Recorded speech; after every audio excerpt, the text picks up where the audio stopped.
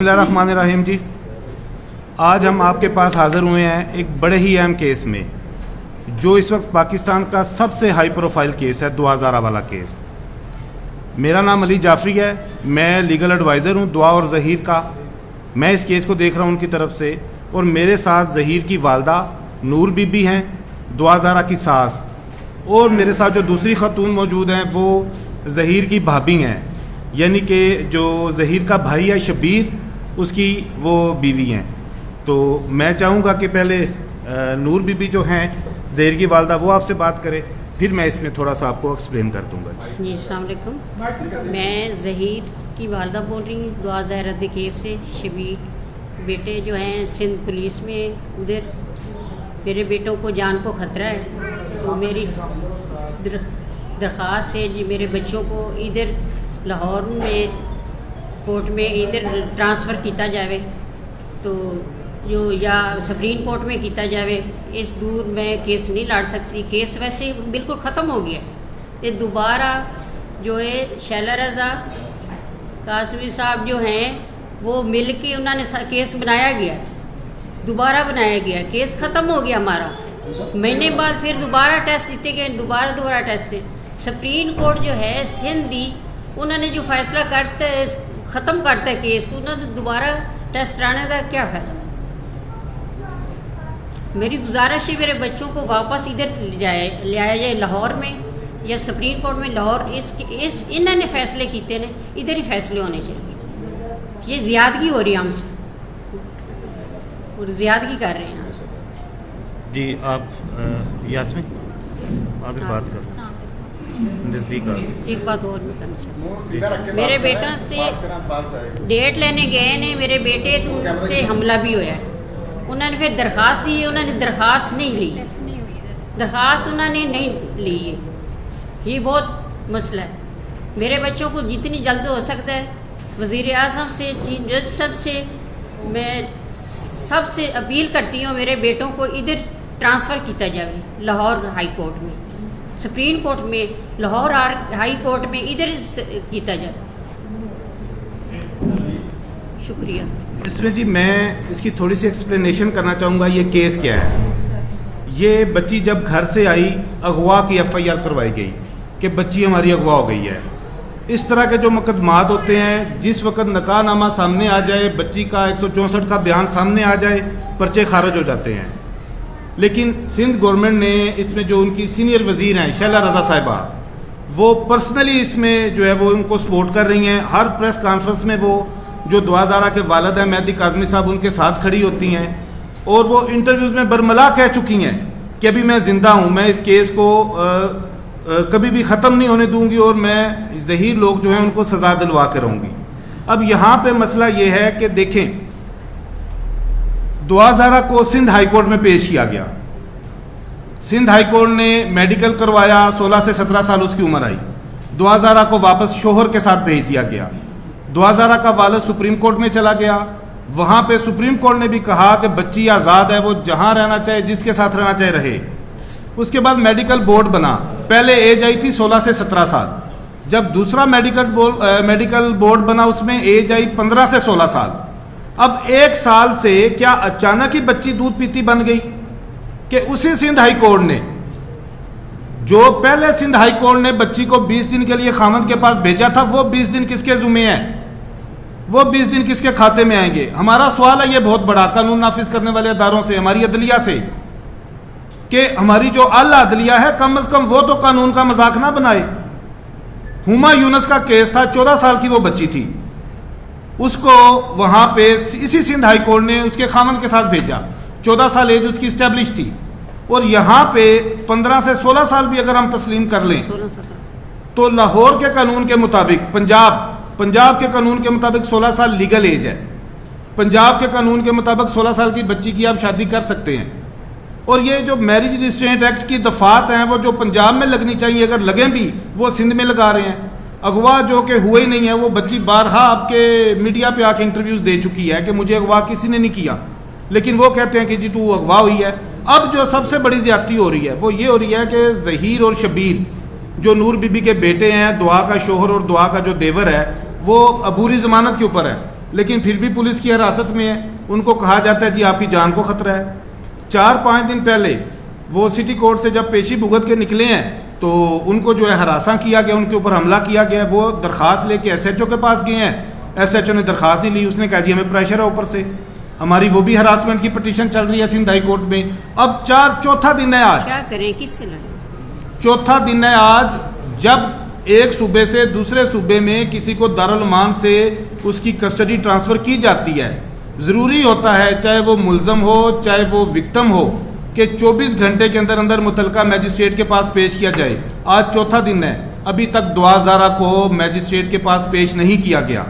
उसके साथ क्या किया जा रहा होगा इसका हमें नहीं पता। दुआ ज़ारा के अल्फाज है, मैं 2 दिन उसको मिला हूँ।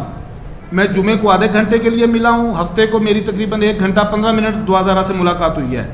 दुआ ज़ारा ने कहा जी शैला रज़ा मेरे पास आती रही हैं 3 दिन जब वो शेल्टर होम में रही थी। शैला रज़ा उसको फोर्स करती रही हैं कि तुम अपने माँ बाप के पास जाओ, अगर तुम माँ बाप के पास नहीं जाओगी तो ज़हीर को नहीं छोड़ा जाएगा। ये ऑलरेडी उसके साथ हो चुका है एक सीनियर मिनिस्टर की तरफ से। इस वक्त ये माँ जी यहाँ पे आई हैं, हमारा सिर्फ एक मकसद है, हम चाहते हैं कि जो चीफ जस्टिस ऑफ पाकिस्तान है, जो हमारे कानून नाफज करने वाले अदारे हैं, हमारे आला हुकाम है, जो वो फौरी तौर के ऊपर सिंध से हमें बिल्कुल इंसाफ की तवक्को नहीं है। सिंध में ज़हीर की और दुआ की दोनों की जान को शदीद खतरात हैं। हमारी दरख्वास्त है आपके प्लेटफॉर्म से कि हमारा ट्रायल फौरी तौर पे सिंध से ट्रांसफ़र किया जाए। उसको बेशक पंजाब में ट्रायल किया जाए या उसको बेशक इस्लामाबाद में कर लिया जाए, हमें कोई एतराज़ नहीं है। KPK में ले जाया जाए, बलोचिस्तान में ले जाया जाए, सिर्फ सिंध से निकाला जाए। नंबर 2, हमारी ये दरख्वास्त है कि इमीडिएटली जो दुआ ज़ारा है उसको मैजिस्ट्रेट के सामने प्रोड्यूस किया जाए। आज चौथा दिन है, ताकि हमें पता चले दुआ ज़ारा के साथ क्या सलूक वहाँ पे हो रहा है। और तीसरा, जो मेडिकल बोर्ड बना था मुतनाज़ियात दूसरा, जिसमें 10 डॉक्टर्स थे, उसका कलाकमा आपके भाई वकार भट्टी ने कर दिया है। 10 जुलाई 2022 की दी न्यूज़ की खबर में पेज नंबर 3 पे ये खबर है, आप सब दोस्तों ने देखी होगी। उसमें उसने बता दिया कि डॉक्टर्स ने क्या क्या इंकशाफ किया है, कि वो रिपोर्ट किस तरह से हासिल की गई है। और जो रेडियोलॉजिस्ट थे उनकी उस रिपोर्ट में भी जो एज उन्होंने डिटरमिन की है वो 16 से 17 साल है। तो अब मैं चाहूँगा जुनैरा माहम है हमारे साथ, जिन्होंने पहले दिन इस केस को उठाया, दुआ और ज़हीर के लिए आवाज़ बुलंद की, हमें इस केस में लाने वाली जुनैरा माहम है। हम चाहेंगे कि वो बात करें। मैं उस तरफ हो जाता हूँ, जुनैरा मैडम इधर आ।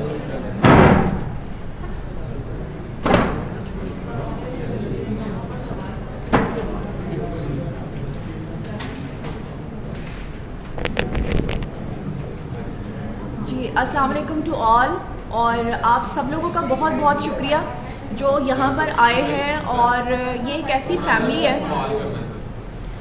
दुआ ज़हरा से मेरी पहली मुलाकात तब हुई थी जब मैंने उसका पहला एक्सक्लूसिव इंटरव्यू किया था।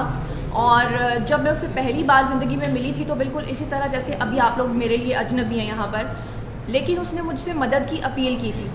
उसने जो मुझसे पहली बात की थी वो ये की थी कि जब वो कराची के शेल्टर होम में थी तो बकौल दुआ ज़हरा के उसके सिग्नेचर्स मौजूद हैं, उसकी स्टेटमेंट जो है वो जाफ़री साहब जो उनके वकील हैं उनके पास मौजूद है, जिसमें उसने ये कहा था कि शहला रज़ा की तरफ से जो मिनिस्टर है वहाँ सिंध की, उनके ऊपर टॉर्चर किया जाता रहा है। और बकौल दुआ ज़हरा के 3-3 घंटे तक वो उसके पास डेली आकर बैठती थी, क्योंकि हमारा जो मेरा इन्फॉर्मेशन का सोर्स था वो ये था कि शायद वो एक मरतबा आई हैं, लेकिन दुआ ज़हरा के बकौल वो रोज़ाना आती थी और 3-3 घंटे उसके पास बैठती थी और उसको बहुत ही ख़तरनाक किस्म की बातें करती थी, जिसमें से 2 बातें मैं आपको बता देती हूँ। नंबर 1 ये कि अगर तुमने अपनी स्टेटमेंट को ना बदला तो हम लोग इसे लिसानियत की बुनियाद पे और फ़िरका वारियत की बुनियाद पे हम जो है ना इसको लेकर जाएंगे। और दूसरे नंबर पे जो उन्होंने बात की वो ये थी कि वो दुआ ज़हरा को ये कहती थी कि तुम्हारे जो वालिद हैं मेहदी काज़मी, वो पैसा खर्च नहीं कर रहे, इस केस में पैसा मैं खर्च कर रही हूँ। तो मैं ये जानना चाहती हूँ कि वो किस हैसियत से वो पैसा खर्च कर रही थी, और अगर वो मदद की नीयत से या NGO की वजह से कर रही थी तो फिर उनको इसमें न्यूट्रल रहना चाहिए था। और वो खुलेआम जितने भी उनके इंटरनेट के ऊपर भी अगर आप देखेंगे जितने भी इंटरव्यूज़ मौजूद हैं व्लॉगर्स को भी, वो यही कहती हैं कि मैं अभी ज़िंदा हूँ और हर सूरत लड़की को उसके पेरेंट्स के पास भेजूँगी। जबकि दुआ ज़हरा जो है वो बालिग है, किसी अदालत ने उसको माइनर नहीं कहा और वो अपनी मर्ज़ी से अपने शौहर के साथ रहना चाहती है। मुझसे मेरा जो इस केस में किरदार है वो सिर्फ इतना है कि बीइंग अ मीडिया पर्सन, क्योंकि मेरी एक आवाज़ है, आप लोग मेरी बात सुन सकते हैं। तो वो लड़की जो थी वो मुझसे यही कहती थी कि आप मेरी आवाज़ बने और मेरी आवाज़ जो है वो आगे पहुंचाएं, और अल्हम्दुलिल्लाह आज मैं उसकी आवाज़ आप तक पहुंचा रही हूं। सवाल कर सकती हूँ? मैं आपसे सवाल करना चाहती हूँ। चूँकि हर यहाँ पर मौजूद हर शख्स इस केस को कवर कर रहा है, तो चूँकि आपने कहा कि हम आपके लिए स्ट्रेंजर और आप हमारे लिए स्ट्रेंजर हैं, और दुआ ज़हरा भी आपके लिए वैसे ही स्ट्रेंजर थी, तो जब पुलिस ने उसको प्रोड्यूस किया पहली बार, तब मीडिया ट्रायल भी नहीं हुआ उसका, और पुलिस DIG ऑपरेशंस के मुताबिक कोई भी शख्स की एक्सेस उस तक नहीं थी। तो आपने कैसे ऐसा मीडिया पर्सन ले ली? बिकॉज मैं 5 साल से रिपोर्टिंग कर रही हूँ, मुझे इस चीज़ का अंदाजा है कि एक्सेस ऐसे नहीं मिलती। आपका प्राइमरी सोर्स क्या था? जी वो जो पूछना ये चाहती हैं कि आपकी उन तक एक्सेस कैसे हो? जी मैं आपको बता दूं कि आपके यहाँ पे एक जर्नलिस्ट हैं मियाँ आसिफ साहब, मैं मियाँ आसिफ साहब और कुछ यूट्यूबर्स थे, हमारा सबसे पहले रब्ता हुआ था इन लोगों की फैमिली के साथ, शब्बीर जो ज़हीर के बड़े भाई हैं उनके साथ। हमने सबसे पहले उनका इंटरव्यू किया था। सेकंड टाइम जब हम उनको मिले थे तो उनके तवस्सुत से फिर हम लोग मिले थे दुआ ज़हरा को।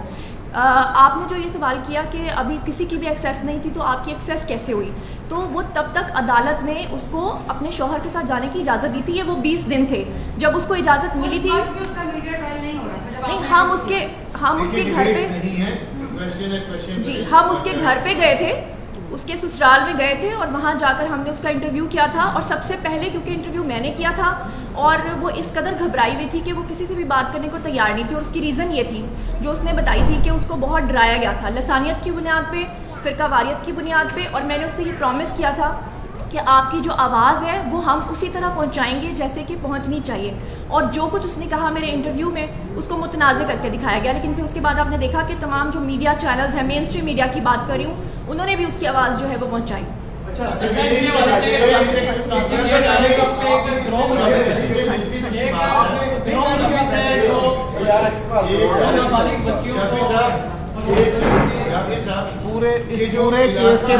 इस पूरे केस के बारे में जो भी सवालों का हम जवाब देंगे, आप एक एक करके काफी पूछें। साहब, ये जो इलाका है गोल्डन टाउन का और सोसाइटी है, कॉलोनी है, ये वहीं का केस है, कराची का। गोल्डन टाउन तो वहीं का। जी जी। ये 2 इलाके ऐसे हैं जो माजी इंसानियत की बुनियाद पे जो सबसे एक बॉर्डर थे, तो अब ये केस जो है ये हाइप उस तरफ लेके जा रहा है कि एक तरफ मसलकी मामला है, Yes. दूसरी तरफ निशानी मामला यस है। यस। तो इसको एक तो मीडिया में बहुत हाइप दी जा रही है, दूसरा जुडिशरी और एडमिनिस्ट्रेशन क्या रोल प्ले कर रही है, ये आप इसको कहाँ लेके जा रहे हैं? दुआ ज़ारा के ये अल्फाज थे। दुआ ज़ारा ने मुझे बताया सैटरडे को, ये जो सैटरडे गुजरा है दारुल उलूम में, उसने कहा शैला रज़ा मेरे पास आई, उसने मुझे कहा अगर तुमने अपने माँ बाप के हक़ में बयान ना दिया तो मैं शिया लोगों को सड़क पे निकालूंगी और ये मैं शिया सुन्नी का मसला बनाऊंगी। और आप मीडिया सारा गवाह हैं, जब दुआ ज़ारा आई है शिया निकले हैं सड़कों पे, शिया निकले हैं। मेरा अपना नाम अली जाफरी है, लेकिन चीज़ें मेरिट के ऊपर देखनी चाहिए।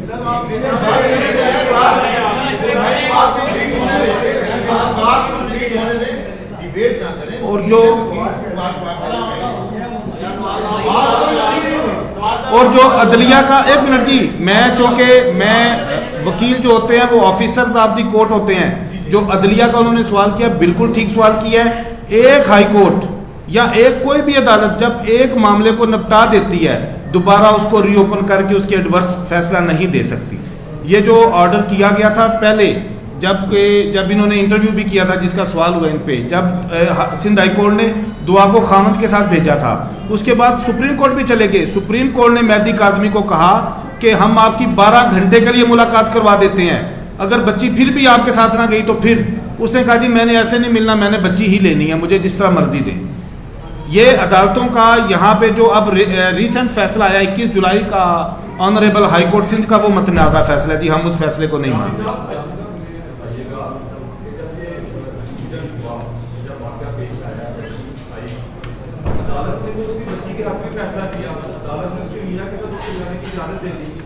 लेकिन जब उसका कंट्रोवर्शियल इंटरव्यू हुआ जिसमें कुछ गैर जरूरी हरकत भी की गई, कुछ लोग का ब्रांड भी रखा गया, किसी को बीच में इन्वॉल्व किया गया, उसके नीचे तकिया रखा गया, इस तरह की ऊट पटाख हरकतें उसमें इंटरव्यू में की गई, या आप भी समझते कि उसके बाद वो केस जो है वो दुआ ज़ारा के मनफी में गया?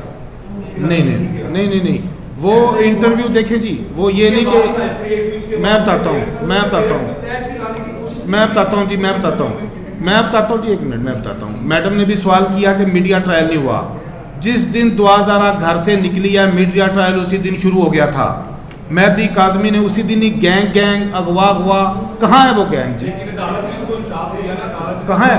लेकिन ये जो इंटरव्यू है केस जो है ना, मैं जो भी बजाय देखा हूँ, एक मिनट अभी तक जो है आप इसको एंगल कर रहे हैं एज ए लॉयर, लिसानियत में, फिरकावारियत में, मुझे ये फैमिली जो नजर आ रही है, ये मसला गुर्बत और अमानत का है। आप इसको जिस ट्रैक पे डाल रहे हैं उससे ये केस ज्यादा उलझेगा, ज्यादा खराब होगा। सर मैं बता देता हूँ, देखें बच्ची कोई वहाँ पे मलीर कैंट के कोई 10 कनाल के बंगले से नहीं आई, 1.5 मरले के 1.25 कमरे के फ्लैट से आई है। मेहदी काज़मी कोई काम नहीं करता, ऑनलाइन क्रिप्टो करेंसी का वो काम करता है जो कि पाकिस्तान में वैसे इलीगल है। 70,000 रुपये उसकी आमदन है, ये उसकी बेटी के अल्फाज हैं। जहीर का प्लॉट था बैरिया टोल में जो 26 लाख का उसने बेचा है, किस्तों पे उसे लिया हुआ था, अपना केस लड़ रहा है। उसके भाई का प्लॉट था जो पहले उन्होंने बेचा है, वो उन्होंने अपना केस, अभी भी उनके घर से हम रात को विजिट करके आए हैं। 3 मरले का घर इस वक्त भी इन्होंने डबल स्टोरी रेंट पे लिया हुआ है, जिसमें ऊपर वाला पोर्शन दुआ को दिया हुआ था। अपने पेरेंट्स से ज़्यादा इन्होंने उसको खुश और आज़ाद रखा है। ये चीज़ बिल्कुल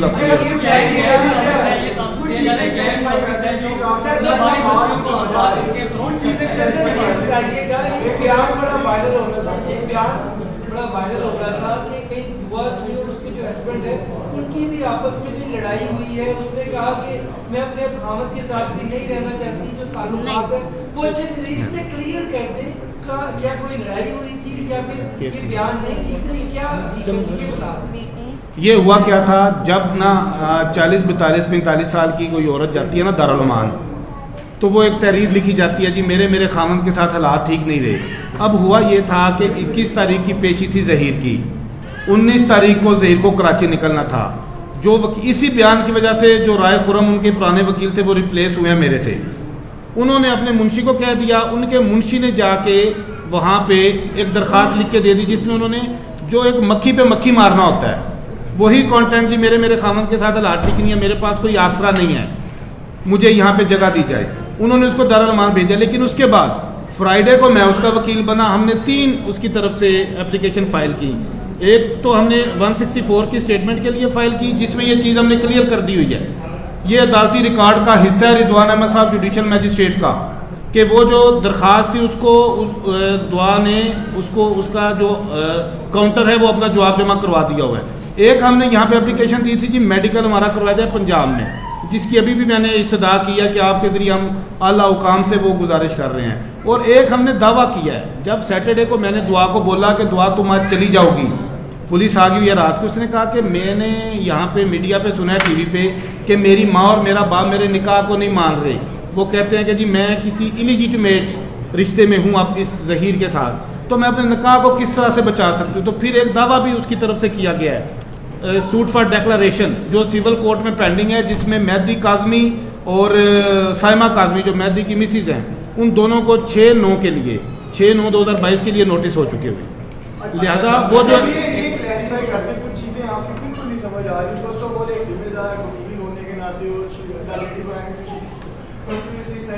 ये फिरकावारियत और इंसानियत का इशू है, क्या हमें एक जिम्मेदार शहरी होने के नाते फिरकावारियत को हाईलाइट करना चाहिए? पहला क्वेश्चन है। सेकंड, जब इन दोनों को प्रोड्यूस किया गया, हमें बहुत अच्छी तरह याद है कि इन्हें लाहौर पुलिस ने जाके जनूबी पंजाब में किसी एरिया से प्रोड्यूस किया गया। अगर ये लोग ठीक थे तो इनको चाहिए था ये पुलिस के हवाले खुद हो जाए। इनको पहली बात है ये करने का चाहिए था कि आप नहीं समझते। और लास्ट चीज ये क्लैरिफाई कर दें, अब ये केस के फैमिली का है या अंडर एज है, अंडर एज मैरिज का है, क्या है? अभी तक आपकी बातों से कुछ नहीं समझ आ रहा, अभी तक कुछ जाया ही नहीं सीरियसली। मैं बताता हूँ आपके साथ जो लेडी बैठी है वो बहुत सेवियर एलिगेशंस लगा रही है, फिरकावारियत को इतना हाईलाइट नहीं करना कितना। ये 16 अप्रैल को दुआ ज़ारा आई है जी, 16 अप्रैल को। आज जुलाई की क्या हो गई है, 25-26, तकरीबन 3.25 माह हो गए हैं। ज़हीर या ज़हीर की फैमिली या ज़हीर के वकला की तरफ से आज तक लसानियत फिरकावारियत का कोई इल्ज़ाम लगाया गया हो। आज हमारे कंसर्न्स हैं, मियां आसफ साहब का मैं शुक्रिया अदा करता हूं जिन्होंने हमें प्लेटफॉर्म दिया, सब भाइयों से मिलवाया। आज हमारे कंसर्न्स हैं कंसर्न ये है कि बच्चे कराची में हैं, बच्चों के ऊपर अटैक हो रहा है, बच्चों की एप्लीकेशन नहीं ली जा रही। कंसर्न्स ये हैं बच्चे बेल के ऊपर हैं लेकिन पुलिस की कस्टडी में है। कंसर्न्स ये हैं 4 दिन हो गए हैं सिंध गवर्नमेंट ने पंजाब से बच्ची वहाँ पे शिफ्ट हुई है, बच्ची को मजिस्ट्रेट के पास पेश नहीं किया जा रहा। आज हमारे कंसर्न्स हैं। एक बच्ची जब 160 एक मिनट मैं समझा रहा हूँ। आप कंसर्न से बाहर आना चाहें, आप कंसर्न को एक हैंडल कर रहे हैं, लिसानियत की मुल्क के अंदर एक आप सवाल की 2 बात करने वालों को मैं पूरी जिम्मेदारी से देखें जी मैं पूरी जिम्मेदारी से एक मिनट जो मैडम ने बात की है, मैं एक मिनट जी जो मैडम ने बात की है मैं पूरी जिम्मेदारी से उसको जो है वो मैं जिम्मेदारी लेता हूँ। दुआ ज़ारा को मैं आपके प्लेटफॉर्म से कहता हूँ हर चैनल ये सुनाए, दुआ ज़ारा को आज लाइव लिया जाए। आला हुकाम जो सिंध की इंटेलिजेंस हैं, जो सिंध के जो हाकिम आला हैं, आज दुआ ज़ारा को ऑनलाइन लें, आप सबको बुलाएं। अगर दुआ ज़ारा ये स्टेटमेंट ना दे कि शैला रजा साहिबा ने उसको थ्रेट किया था, अगर दुआ ज़ारा ये स्टेटमेंट ना दे या ये हकीकत ना हो तो हम जिम्मेदार हैं। हमने ये बात आज तक नहीं की, लेकिन अब हमारे कंसर्न्स हैं तो हम ये बात कर रहे हैं।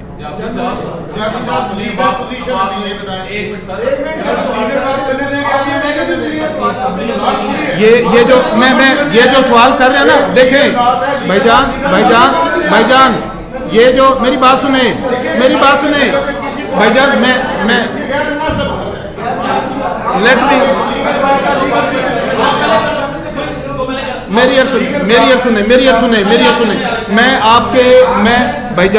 आपके हर लीगल सवाल का जवाब दूंगा, लेकिन वो जो सवाल कर रहे हैं मसला ये है, लीगल मसला नहीं है। मैं आपको लीगल में जवाब दूंगा, लेकिन ये जितनी बातें कर रहे हैं मसला ये है। ये केस क्या है? ये मीडिया के ऊपर केस है। ये चंद यूट्यूबर्स हैं जो अफवाहें फैला रहे हैं इस तरह की। ये केस लीगली देखा जाए, जिस वक्त आप में से बहुत से लोग इस चीज से वाकफ होंगे, जिस वक्त 164 की स्टेटमेंट हो जाए, अब्दक्ती खुद कह दे, मगविया खुद कह दे कि मुझे अगवा नहीं किया गया, लीगल इसकी तो वहीं पे एंडिंग हो जाती है। अब ये जो भाई बातें कर रहे हैं कि लोगों को कंफ्यूज किया जा रहा है, गैंग कहाँ है? गैंग 2 सूबों की पुलिस ने, CIA ने, अब SPU के पास केस है, 2 सूबों की इंटेलिजेंस ने इस केस को इन्वेस्टिगेट किया है। एक सूबे की सीनियर वजीर आपने नहीं देखा मीडिया में, मेहदी काज़मी के कंधे के साथ कंधा मिला के खड़ी होती हैं वो शैला रजा साहिबा।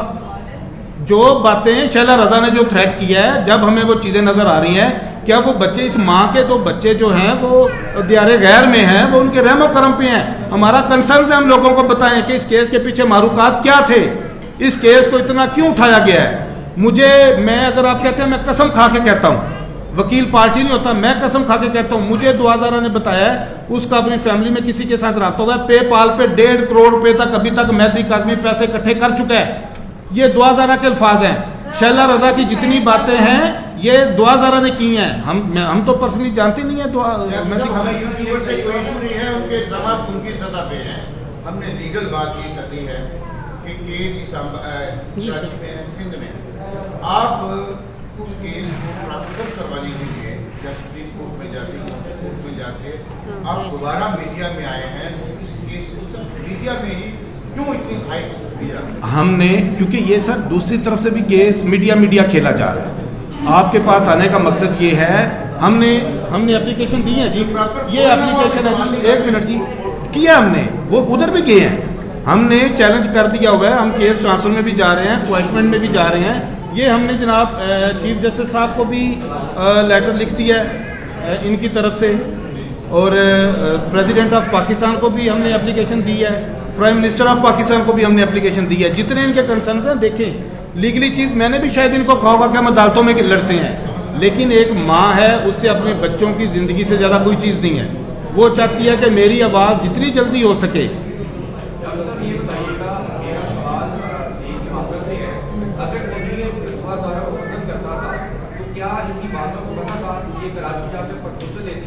और जैसे कि दुआ ज़ारा का उनके वालिदैन का ये सवाल है कि उनको पूरा मीटिंग हो गई तो उनको किडनैप किया गया। दूसरा सवाल आपने ये कहा कि वहीद ने बैरियर ऑफ शॉर्टेज का केस जो है पेशियां बन रहा है, उस बंदे ने ये कहा था कि 70 से 80,000 की इनकम है मेरी 20 सेंट में, कि हमारी ईमानदार है।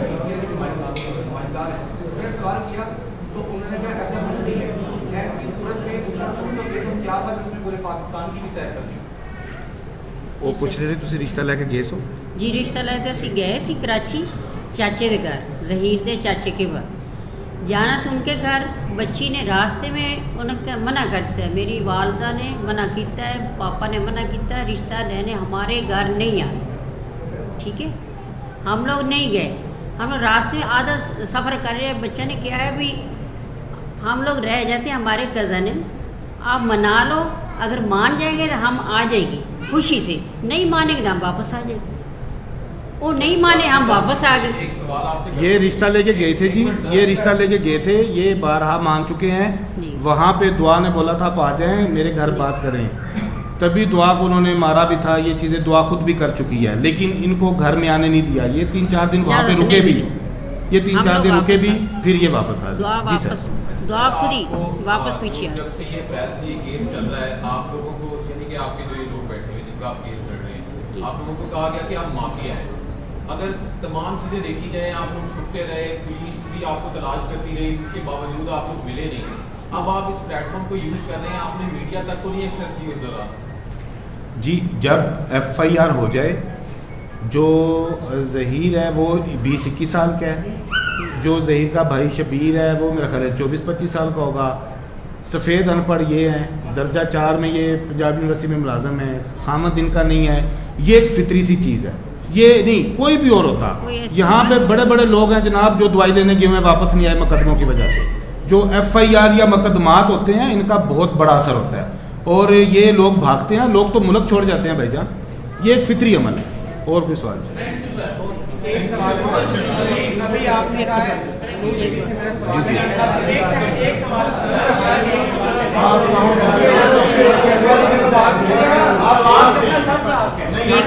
एक का हक है, उधर का हक है।